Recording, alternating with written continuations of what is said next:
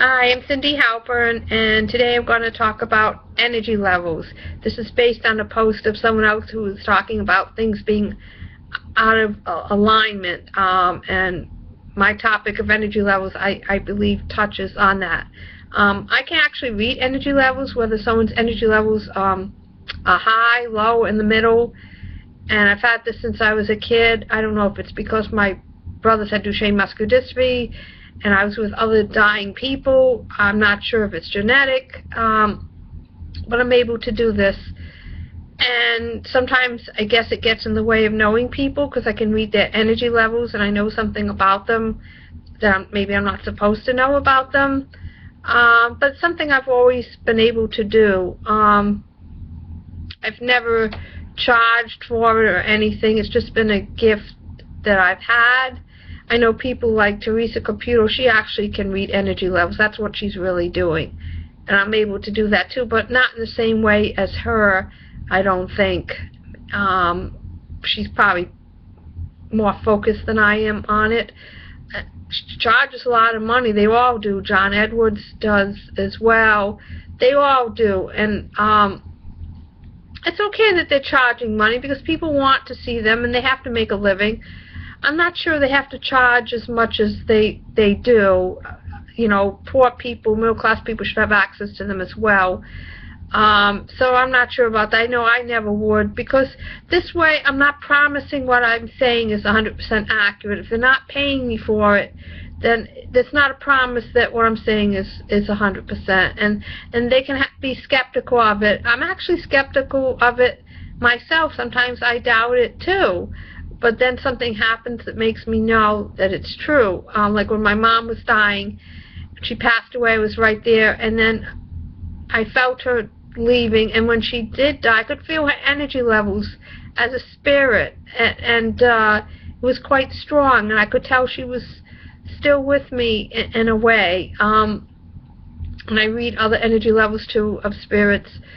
And I don't necessarily ask for this. I mean, sometimes I do when I'm feeling low. I'll ask them, and it's more my mother and my little brother than anybody.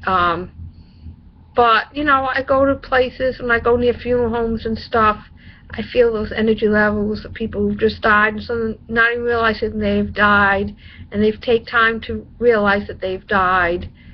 And I think people who newly passed have a transition period where they have to accept that they've died, and they have to accept their new role as a spirit, you know, going to God and maybe helping people on earth.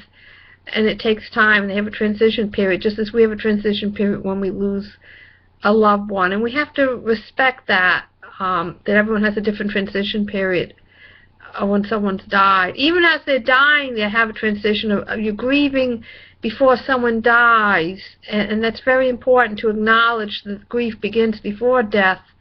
And it did with my mom. I started the grieving process with her, you know, when she started hospice 6 months before. Hospice really helped, and that's why I'm a volunteer for hospice. The patient I had for hospice, she didn't die. She was taken off hospice because she's not dying at this moment. And I could tell by her energy levels that she really wasn't dying at this very moment. I would never charge for what I do. I'm skeptical about it, and you know, I'm not sure myself what it really means. I just try to use it for good, and I totally respect people who are not interested or don't believe in that, and that's totally fine. I'm not here to convince anybody that it's true or isn't true. I believe it to be true, but you have a right to believe it isn't true as well. I think it's always helped me, though, in bad situations. And when I was in ICU, when I knew people were dying around me, I felt the energy levels let go, but it wasn't always a bad thing because they were ready to die. Some of them, it was their time, really. And it was a release, and it was a relief for them to die. As I think when my little brother died, I think it was a relief for him to die. I think he was ready to go. He had had a very hard life, and I think he was ready to let go. And my mom died. I think she felt ready to let go. The tragedy is when people aren't ready to let go and they die tragically in a car accident or a murder or shooting, then that's tragic. Then it wasn't necessarily their time to go. But people who have had disease many years, that it's a relief for them to let go finally. So I respect that as well. And like I said, a lot of people aren't going to accept what I'm saying now. But, you know, I think it's a tool that's helped me in my life, and for other people that I've helped.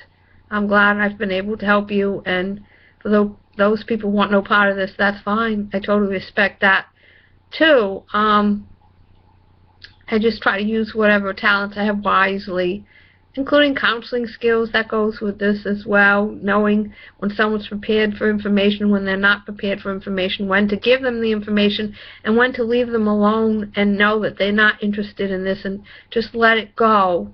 It's very important for people to accept that some people don't want this, and that's totally fine with me. It's just something I have and I use, and hopefully I continue to use it wisely and responsibly. God bless everybody.